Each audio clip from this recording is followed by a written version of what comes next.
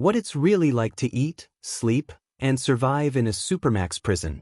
The longest night. The lights never go out. Inside a Supermax prison, the fluorescent bulbs stay on 24 hours a day. Even when your eyes burn from exhaustion, even when you beg for darkness, there's none. You lie flat on a concrete bed. No mattress, no pillow, just a thin pad that feels like sandpaper under your skin. The air smells like bleach and rust. Every few minutes, a distant voice echoes through the vents, a man screaming. You don't know if it's pain or madness. A metal slot slides open on your door. A tray pushes through. Dinner. 3 cold slices of bread, a spoonful of beans, and something gray they call meat. It's all you get. You stare at it and wonder, how long can a human being really live like this? Then, the intercom crackles. Inmate, cell 143, stand by for cell extraction. That's the cell next to yours. You hear boots stomping, guards yelling, then the sound of the steel door bursting open. A struggle. A man choking on his own screams. You freeze. You can't move. You can't see it, but you can hear every second of it. The thuds, the gas, the silence that follows. When it's over, you know they'll come for you next. Fade to black. This is what it's really like to eat, sleep, and survive inside a Supermax prison. Curiosity builds as the viewer wonders what led to this moment. Welcome to hell. It all started the moment Marcus Lee's bus rolled through the steel gates of ADX Florence, the most secure prison in America. He was serving life for a string of armed robberies. But this wasn't like any prison he'd seen before. The guards didn't speak. The other inmates couldn't. Everyone was locked down 23 hours a day. When Marcus stepped off the bus, his ankles were cuffed, his wrists chained to his waist. 2 guards held each arm. A third followed behind with a taser drawn, just in case. The sound of the outer gate closing was like the world swallowing him whole. No sky. No wind. Just the hum of fluorescent lights and the smell of disinfectant. They led him down a silent hallway lined with steel doors, each one with a tiny slot barely big enough to pass food through. Inside each cell, a man existed, barely. Some were whispering to themselves. Some just stared through the crack, motionless.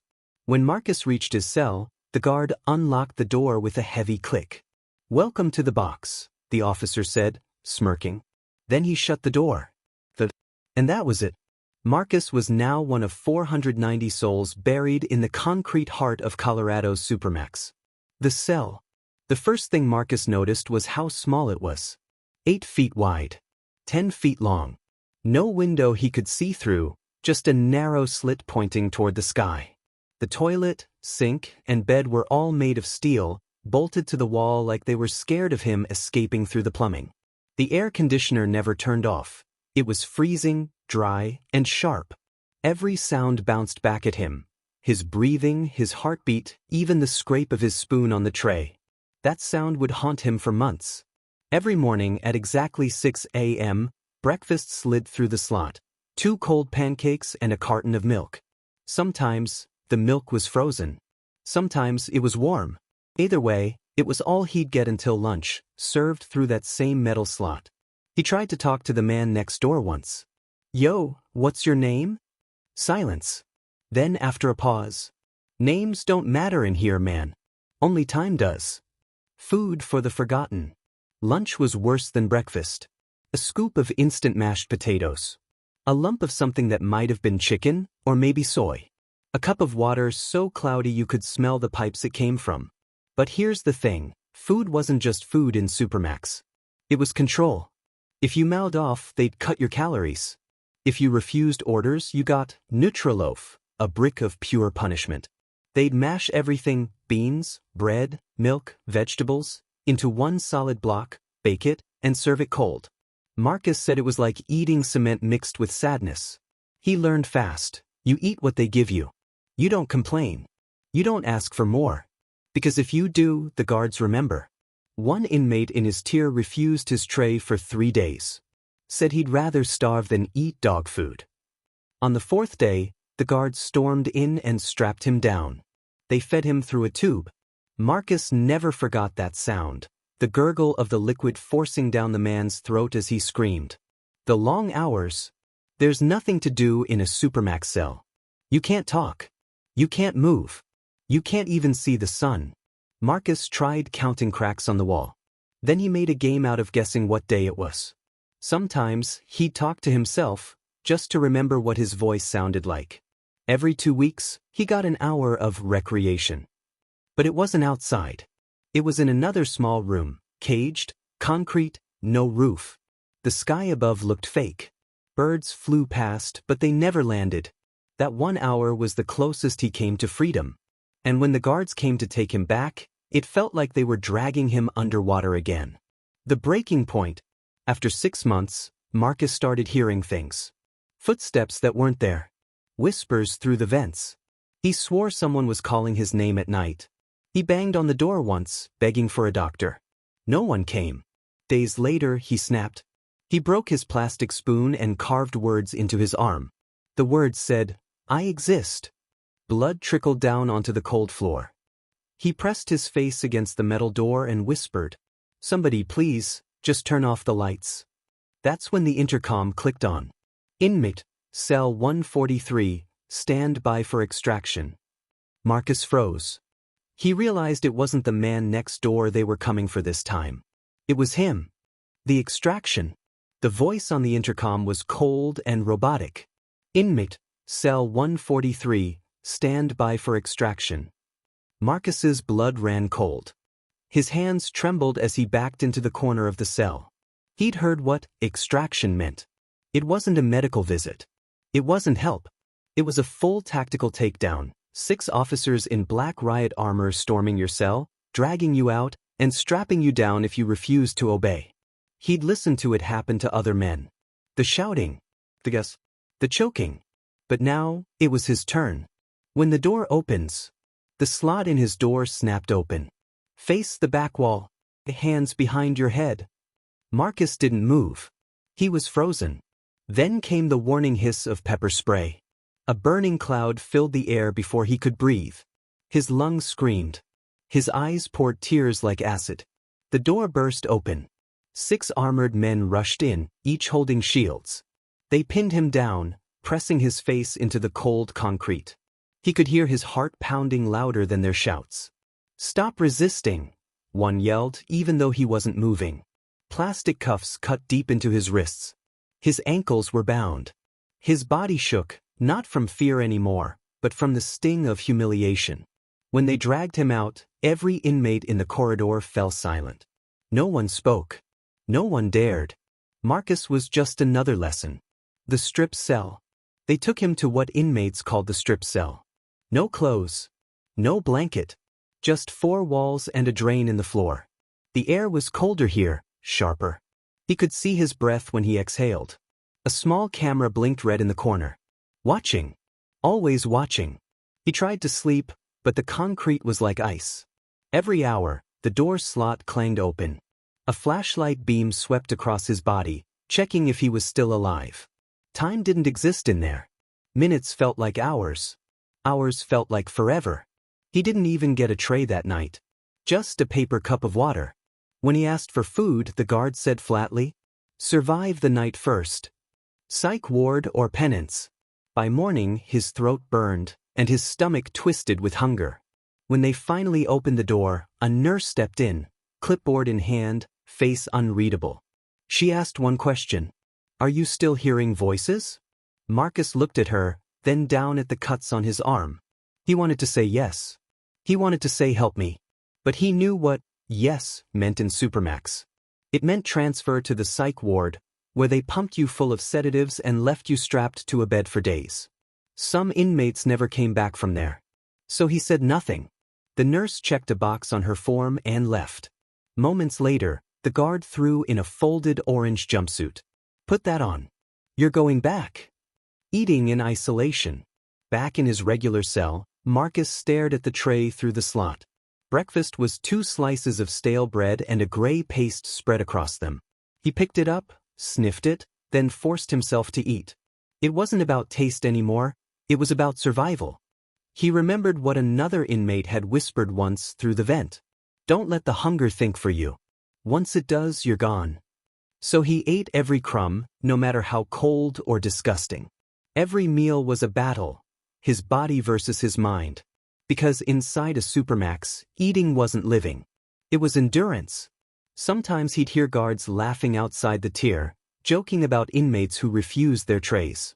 "Guess we're saving money tonight," one said once. Marcus clenched his fists, pressing them against his chest. He couldn't afford anger. Anger was weakness in a place built to crush you from the inside out. The long sleep. Sleep didn't come easy. Not when the lights never dimmed. Not when the hum of the ventilation felt like whispers crawling into his head.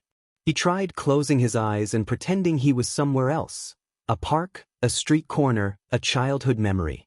But every time he drifted off, the clang of a door or a scream from another cell jolted him awake.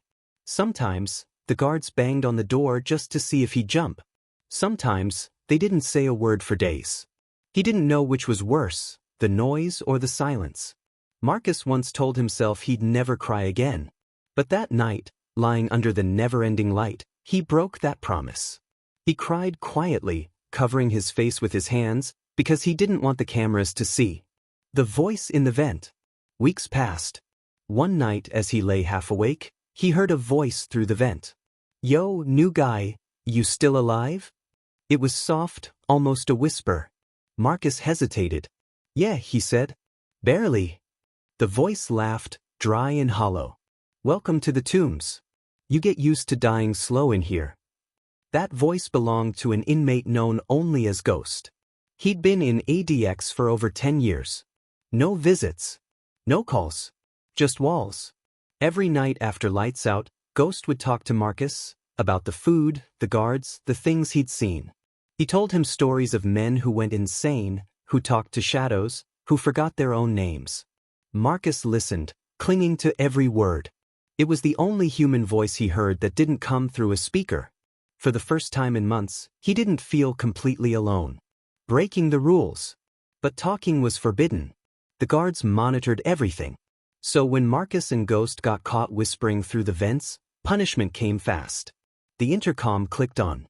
Cell 143 and 144. Conduct violation. Privileges revoked. For 30 days, Marcus lost everything. No phone calls, no commissary, no books. Even his 1 hour of recreation was cancelled. It felt like dying twice. The silence grew heavier, thicker, until it pressed down on his chest. He couldn't scream. He couldn't cry. He could only think. Think about how long he could last. Think about whether surviving like this was even worth it. Then one night he heard the vent again. Just one whisper. "Stay sharp, brother. They break the weak." And before Marcus could reply, the power went out. The lights flickered. The hallway fell into darkness for the first time in months. And in that darkness, he heard footsteps. Heavy. Coming closer. Blackout in the tombs. For the first time since Marcus entered ADX Florence, the lights went out. Total darkness swallowed everything. The endless hum of fluorescent bulbs that tortured him for months, gone. At first, he thought it was a dream.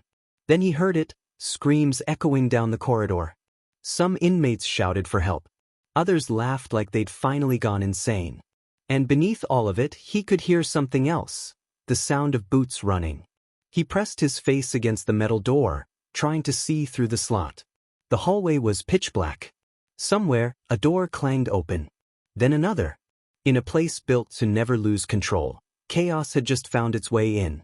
Marcus felt his pulse racing. "Ghost," he whispered through the vent. "You hear that?" But there was no reply. Just static, like the sound of wind trapped inside concrete. The backup generator kicked on. Dim red lights flickered to life. Shadows moved along the walls like ghosts. Marcus froze when he saw one pass right in front of his cell, slow, deliberate. Too big to be a guard. Too quiet to be one of them either. He held his breath.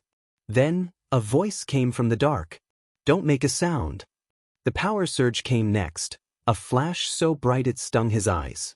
The alarm screamed. Steel doors slammed shut all at once, trapping whoever was in the hall. Marcus backed away from the door, heart pounding. He could hear guards shouting orders in the distance, radios crackling, men coughing. Something was burning. The smell of melted plastic and bleach filled the air. When the chaos settled, the intercom crackled back to life. All inmates, remain in your cells. Do not attempt communication. Security breach under investigation. But Marcus knew it wasn't a breach. It was a test. A reminder of who really controlled life inside those walls. Still, something about it felt different. For the first time, the prison had slipped. And Marcus wasn't sure if he wanted it to go back to normal. That night, he couldn't sleep. The red light from the hallway barely reached his cell, casting everything in a bloody haze. Every sound made him flinch, the clang of chains, the slow creak of metal, the faint dripping from the sink. He closed his eyes and thought about Ghost. He hadn't heard from him since the blackout began. He tapped the vent twice. Nothing. Then, faintly, a whisper. They took him.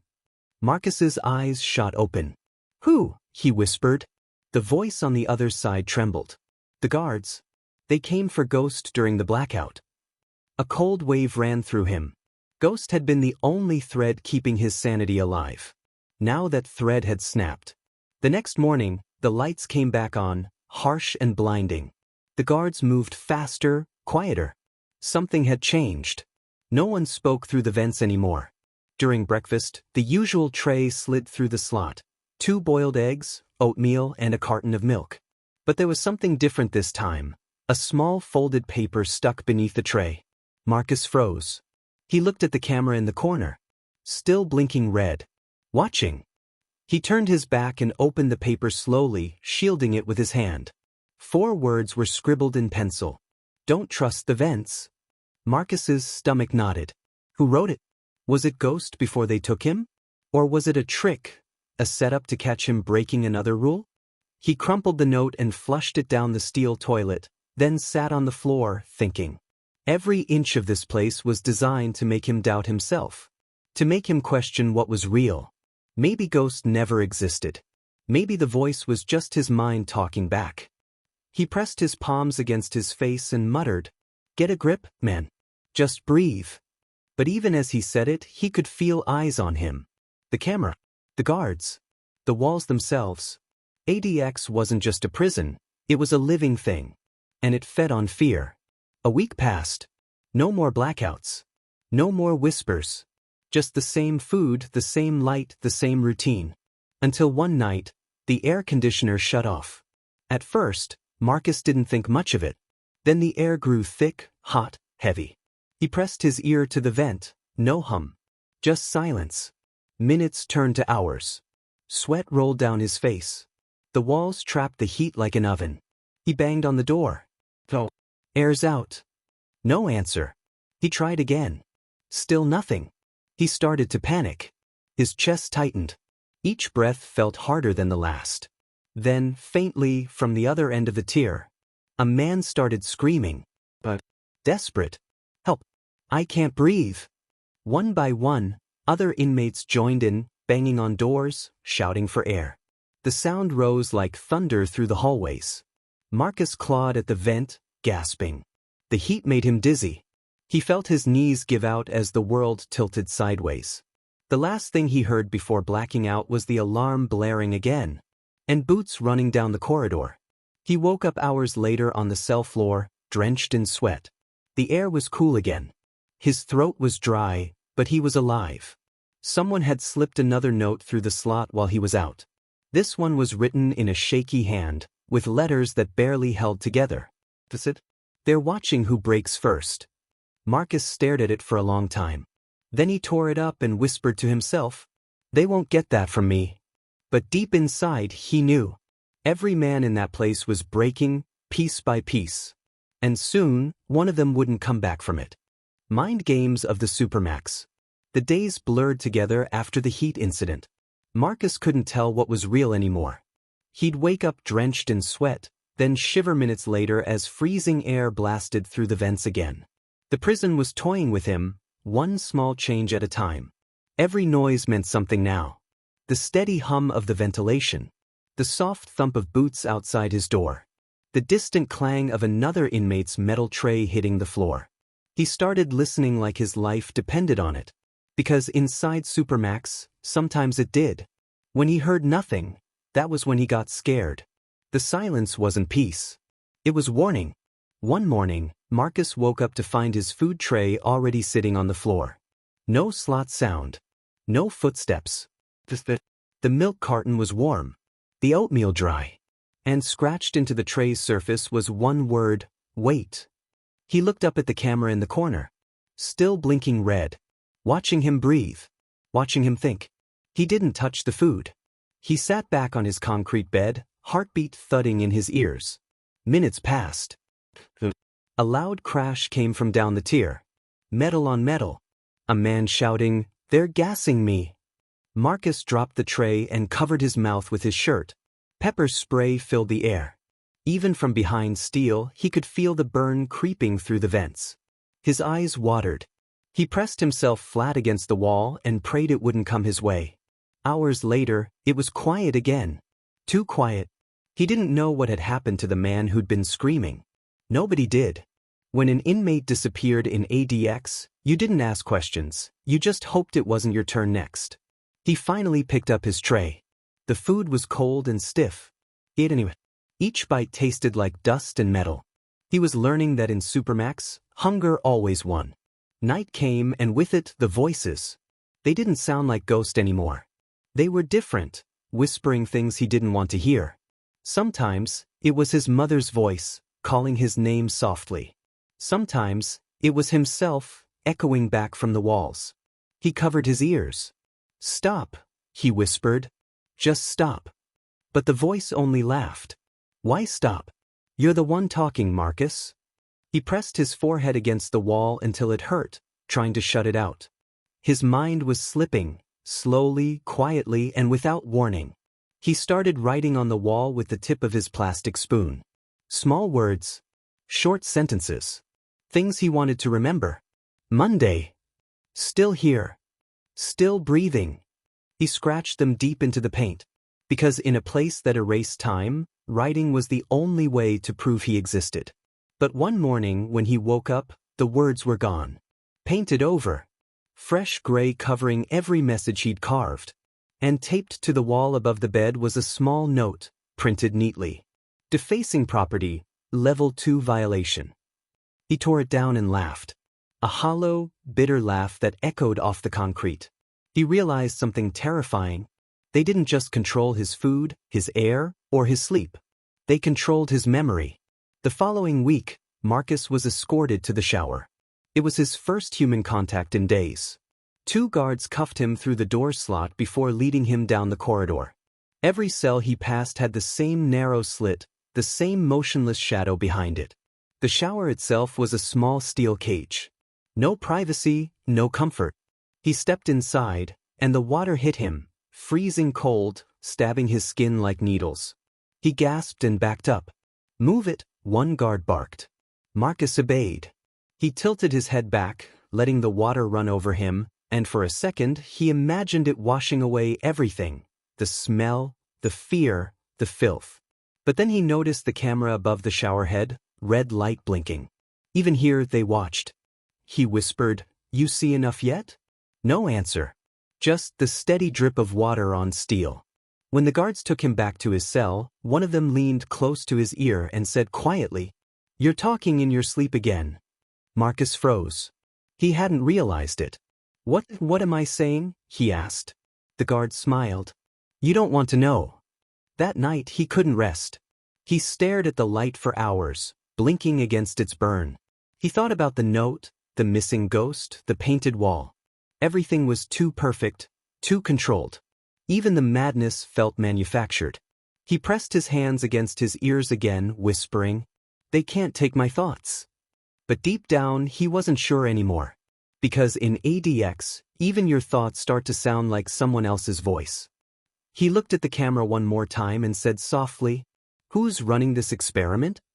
The camera light blinked twice, then turned off. The cell went dark. Marcus's breath caught. He waited for the lights to come back on, but they didn't. The silence stretched, endless. He stood, every muscle tight. Then, from somewhere deep within the vents, a whisper slid through the dark. "Marcus, it's time to wake up." The experiment. Marcus stood frozen in the dark. That whisper, low, calm, and too close, didn't sound like madness. It sounded real. The same vents that once carried Ghost's voice now carried something else. Something deliberate. He swallowed hard, pressing his ear to the wall. The whisper came again, steady this time. Listen carefully. They're not who you think they are. His pulse hammered in his neck. He wanted to shout, but fear glued his lips shut. Was it another inmate? A guard? Or something worse? Something designed to see how far a man could bend before he broke? Before he could answer himself, the lights flickered back on. Hush. What? The sudden brightness burned his eyes. And on the floor, near the food slot, lay a folded piece of paper. It wasn't from the guards. They never left messages. He hesitated, then crouched and picked it up. The handwriting was rough, rushed, almost carved into the paper. You're in phase 2 now. The next meal came late. When the slot opened, the smell hit first, something sour, like spoiled vegetables and old grease. He pulled the tray inside. On top of the usual gray paste was a small pill, wrapped in clear plastic. He stared at it, unblinking. He'd heard rumors about this. Drugs slipped into meals, part of what inmates called the quieting. They said it made you docile, compliant, controllable. Marcus pushed the pill aside. He ate the food slowly, never taking his eyes off the camera. If this was phase 2, he needed to stay sharp. Hours passed, but the world outside the cell didn't move. No footsteps. No alarms. Nothing. It was as if the entire facility had fallen asleep, leaving him trapped in a place outside of time. The next morning, he woke to the sound of his own voice coming through the intercom. Faint. Replayed. Distorted. You see enough yet? He froze. That was what he'd said in the shower, days ago. Now the prison was throwing his own words back at him. The voice repeated, looping softly. You see enough yet? You see enough yet? You see enough yet? Marcus slammed his fists against the wall. Stop it! Stop! The intercom went silent. Then came the whisper, clear as day. Good. Now you're listening. He backed into the corner, trembling. Whoever was speaking knew everything. His words. His patterns. His fear. He shouted, Who are you? No reply. Only the steady hum of the vent. He looked around the cell, eyes darting over every crack, every rivet, every tiny hole in the wall. They weren't just watching him. They were studying him. Suddenly he understood. This wasn't about punishment anymore. It was an experiment. He remembered what Ghost once said. You get used to dying slow in here. Maybe Ghost wasn't talking about the body. Maybe he meant the mind. That night, sleep refused to come. Every sound turned into a signal. Every light flicker looked like a code. He pressed his back to the wall and whispered to himself. They're testing me. They want to see if I'll break. He tried to think logically, like the man he was before all this. He had been a criminal, yes, but he wasn't insane. He'd made mistakes, robbed stores, hurt people. But this was different. This was something no human being deserved. When he finally drifted off, the dreams came. Bright white rooms, men in lab coats, endless questions. Do you feel safe? Do you know what day it is? Would you kill to get out? He woke up screaming. And the moment he opened his eyes, the intercom clicked on. Good morning, Marcus. You passed. His heart stopped. He scanned the room for a speaker, but the voice didn't sound like the guards. It was calm, gentle, almost kind. You've been cooperative. That's good. Let's continue. He shouted, What are you talking about? Silence. Then the faint whir of machinery overhead. The ceiling vent opened slightly, just enough for a small camera lens to tilt downward. Marcus stumbled back, hands shaking. Why me? He said. The voice returned. Because you're still aware. He fell to his knees. His breath came in shallow bursts.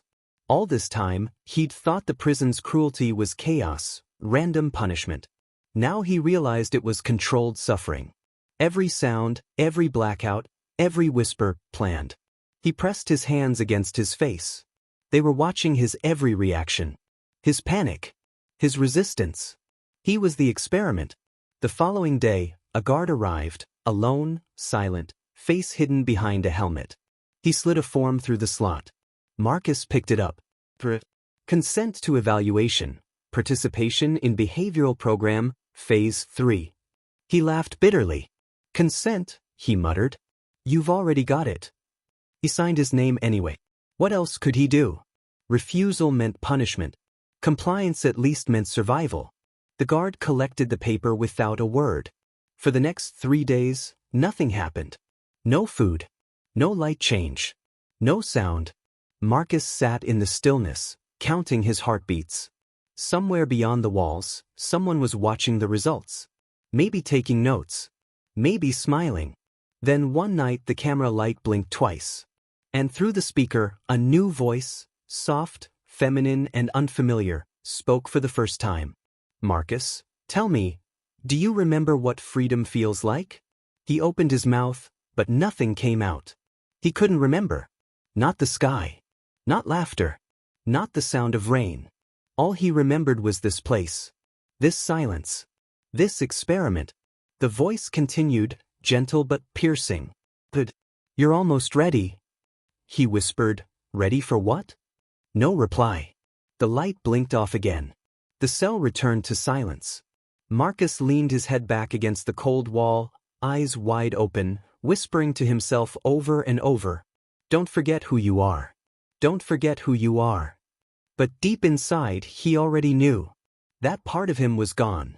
And in its place, the Supermax had built something else. Something colder. Something designed to survive. The breaking point. The voice didn't return the next day. But its echo never left Marcus's mind. Do you remember what freedom feels like? The question looped through his head like a broken record. He'd pace the cell for hours, whispering it under his breath. Sometimes he'd laugh. Sometimes he'd curse. Sometimes he'd stare at his reflection in the steel toilet until he didn't recognize the man looking back. He didn't know what day it was anymore. The food came whenever they wanted it to. The lights dimmed at random. Sleep was impossible. The system wasn't just studying him now. It was rewriting him. He realized he was no longer surviving time. Time was surviving him. He woke one morning to a loud click. The cell door opened, something that never happened without warning. 2 guards stood there, faces hidden behind mirrored visors. Step out, one said. Marcus hesitated. The camera above him blinked green. The same color as the emergency light from the Blackout. He took 1 step forward. The guards didn't move. Where are we going? He asked. No answer. They cuffed his wrists and ankles, chained his waist, then led him down a corridor he'd never seen before. The floor changed from concrete to tile. The air smelled different, cleaner, colder. Every few steps, a red camera light followed him like a heartbeat. They stopped in front of a door marked, Observation Room, 3C. A keypad beeped. The door opened. Inside was a white room. No bars. No metal bed. Just a chair and a table bolted to the floor. And across that table sat a woman in a gray suit. Her hair was tied back neatly. Her face was calm, detached. In front of her was a clipboard with his name written at the top. Lee, Marcus, Phase 3 subject. She smiled faintly. Good morning, Marcus. He blinked. Who are you? My name doesn't matter, she said softly. I'm here to ask you some questions. He looked around the room. 2 cameras. A vent above her head. A mirror to her left. He could see his own reflection in it, faintly distorted. This isn't prison protocol, he muttered. She raised an eyebrow. Everything in here is protocol. She clicked her pen. Question 1. Do you believe you're being treated fairly? Marcus laughed, shaking his head. That's a joke, right? She didn't react. Question 2. Do you trust the voices you've heard? His smile faded. What do you mean? You've reported hearing communication through the vents. We want to know if you believe those voices were real. Marcus's throat tightened. He didn't know what to say. If he told the truth, they'd call him delusional. If he lied, they'd call him non-compliant. He took a slow breath. They were real to me. She nodded, writing something down. Good. Then she looked him in the eyes and asked, Would you like to leave this facility? Marcus froze. He searched her face for sarcasm, but there was none. Of course I would, he said. Who wouldn't? She leaned forward. Then follow instructions. He frowned. What instructions? She slid a single sheet of paper across the table. Compliance Protocol, Phase 3. You will obey all voice commands until notified otherwise. Failure to comply will result in permanent isolation. Marcus looked up. This is insane. The woman stood. Insanity is subjective, Marcus. Survival isn't. She pressed a button on her wristwatch. The guards reappeared. Return him to his cell. Back in the cell, Marcus stared at the paper they'd left with him. Obey all voice commands. He tore it up and threw it in the toilet. But before he could flush, the intercom clicked on. Marcus, pick up the paper. He froze. The voice was hers. Direct. He didn't move. Pick up the paper. He clenched his fists. No. Marcus, this is your first warning. He stared at the camera, breathing hard. Then the lights in his cell dimmed to black. The sound of static filled the room. High-pitched. Deafening. He dropped to his knees, covering his ears. The sound drilled into his skull until he screamed. The voice returned, unshaken. Now, pick up the paper. He reached into the toilet, shaking, and pulled it out. The static stopped instantly. He sat on the floor, soaked and trembling. The camera light blinked once, green. Good, the voice said. Now we can continue. Over the next days, or weeks, he couldn't tell, the commands became constant. Stand. Sit. Eat. Sleep. Stop. Sometimes, the voice would say nothing for hours. Then suddenly, look at the camera. And if he didn't, the static returned. It wasn't punishment anymore. It was conditioning. They weren't just testing his limits. They were reprogramming him. One night, after hours of silence, the voice said softly, Marcus, you've done well. He whispered, please, let me go. You are free to leave when you no longer need freedom. He didn't understand what that meant. But deep down, a part of him knew this was the final test. Days later, the door opened again. No guards this time. No chains. He stepped out, blinking under the harsh hallway light. Every cell door on his tier stood open. Empty. Silent. He walked forward slowly, barefoot, hands trembling. The air was thick with disinfectant and something else. Something metallic. Then, from behind him, the woman's voice echoed through the speakers. Phase 3 complete. Subject retains cognitive function. He turned around. Where is everyone? He shouted. They reached completion before you. Completion. Integration. The lights flickered. And for the first time, Marcus noticed faint shadows moving behind the one-way glass along the hall. Figures standing still, watching him. Dozens of them. Maybe hundreds. He pressed his palms against the glass, whispering, What did you do to them? The voice answered, calm as ever. The same thing we'll do for you, Marcus. We're not breaking you. We're remaking you. He stumbled back as the lights began to flash red. Doors slammed shut one by one, echoing through the corridor. The last thing he heard was the woman's voice, soft, almost motherly. Congratulations, Marcus. You've reached the breaking point. Then the gas hissed from the vents. Cold. He coughed, stumbled, reached for the wall, and the world faded to white. After the break, Marcus woke up to silence. A heavy, unnatural silence that pressed on his ears like pressure underwater. No buzzing lights. No guards shouting orders. No hum from the vents. Just quiet. He opened his eyes slowly. The ceiling above him was white, too white. Not concrete. Smooth. Sterile. The air smelled faintly of disinfectant and something sweet, like hospital soap. He tried to move. His arms didn't respond. Neither did his legs. When he looked down, thick leather straps held him to a padded table. A soft beep echoed somewhere near his head. A machine. He turned his eyes and saw wires taped to his chest and temples. Small metal discs glowed with pulsing green light. And then, a voice. Good morning, Marcus. He froze. It was her again. The woman from the observation room. You've been unconscious for 43 hours. How do you feel? He swallowed hard. Where am I? You're in the next phase of rehabilitation. Her tone was calm, almost warm. But something in her words made his skin crawl. I didn't agree to this, he said weakly. She chuckled. You did when you stopped resisting. He pulled at the straps, but they didn't move. His wrists burned from the effort. Why are you doing this? He rasped. Because we can't let violence return to society uncorrected. You're being rebuilt, Marcus. Recalibrated. He stared up at the ceiling, tears blurring his vision. Rebuilt? I'm not a machine. The voice paused. Then quietly, that's what we're testing. He tried to scream, but the sound came out broken, swallowed by the white room. Hours passed.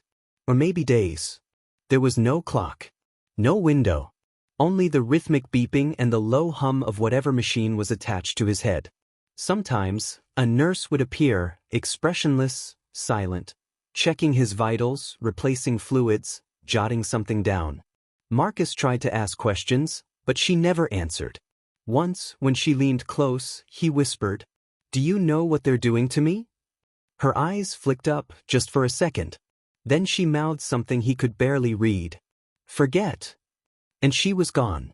Later, the voice returned through a speaker above the door. Marcus, we're going to show you something. The ceiling darkened, and suddenly, a screen flickered to life above him. Video footage played, grainy, black and white. He saw himself in his old cell. Pacing. Screaming. Carving words into the wall. He saw guards dragging him out, spraying gas, forcing him down. Then he saw something worse. Himself attacking a nurse. Punching. Kicking. Rage twisting his face into something inhuman. Marcus's breath caught. That's not me, he whispered. That's not. This is what we removed, the voice said gently. Your anger. Your defiance. Your chaos. The footage changed again. Now he saw himself sleeping peacefully, eyes closed, face calm. Machines around him blinked steadily. This is who you are now. The screen shut off. The silence returned. Marcus lay there, shaking. He didn't remember hurting anyone. He didn't remember any of it. But the video looked real. Every movement, every shout. It was him. He whispered, What did you do to me? You told us to, the voice replied.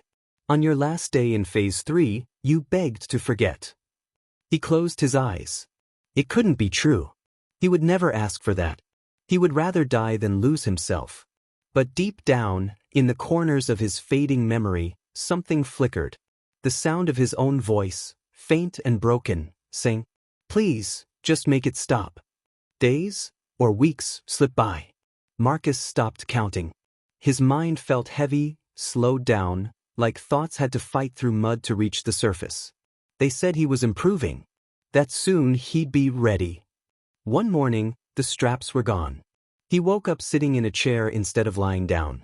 His wrists were free. So were his legs. The room's walls had changed color, soft gray now, not white. And on the opposite side of the room was a mirror. He walked up to it, slowly, cautiously. What he saw made him stagger. His hair was gone. Shaved. His eyes, different. Calmer, but emptier. Like they'd taken the fire out of them. He touched the glass. The reflection blinked half a second later than he did. That's when he realized. It wasn't a mirror. It was a screen. And on the other side, someone else was moving exactly as he did. Another him. Welcome to orientation, the voice said behind him. Turned. The woman stood by the door, clipboard in hand. Behind her, 2 guards waited, silent as shadows. Marcus's voice cracked. What did you do to me? She smiled faintly. Nothing you didn't agree to. You wanted peace. We gave it to you. He shook his head. That thing, he pointed at the screen. That's not me. She stepped closer. That's who you were.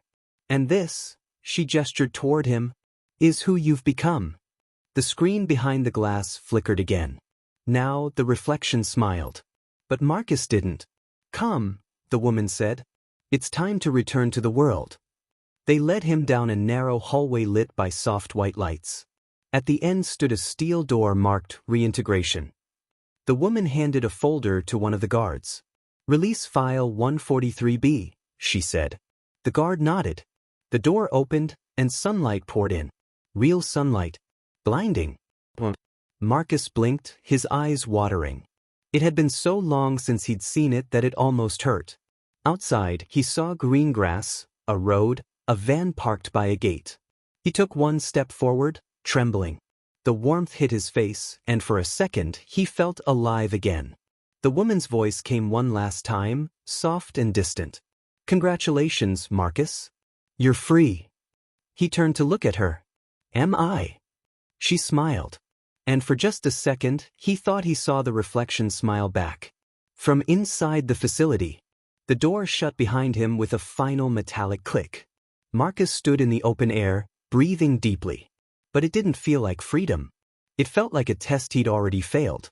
As the van door opened, he saw a mirror fixed to the inside. And in it, his reflection was already smiling again. Outside the walls, the van rolled through the open desert road for hours. Marcus sat by the window, watching the horizon stretch endlessly in every direction. No fences. No towers. No walls. But still, he didn't feel free. Every time he blinked, he could hear the echo of a voice. "You are free to leave when you no longer need freedom." The words played like a ghost in his head. He turned to the driver, but the man said nothing. Dark sunglasses. Expression blank. Even the way he shifted gears felt rehearsed. "Where are we going?" Marcus asked. The driver didn't respond. He looked out the window again and saw the reflection of the man's face in the glass. And for a moment he could have sworn the man was him. The same eyes. The same scar on the cheek. Marcus blinked, heart pounding. When he looked again, the reflection was gone. Hours later, the van stopped at a small bus station on the edge of a quiet town. The driver handed him a brown envelope. Inside was a new ID, a debit card, and a letter. "Mr. Marcus Lee, you have successfully completed your rehabilitation program. You are now cleared for re-entry into civilian society. Please maintain compliance with behavioral check-ins. Failure to do so may result in readjustment." At the bottom was a signature, Program Director, Phase 3, ADX Behavioral Division. Marcus crushed the paper in his fist. He didn't know whether to laugh or scream. Re-entry? Readjustment?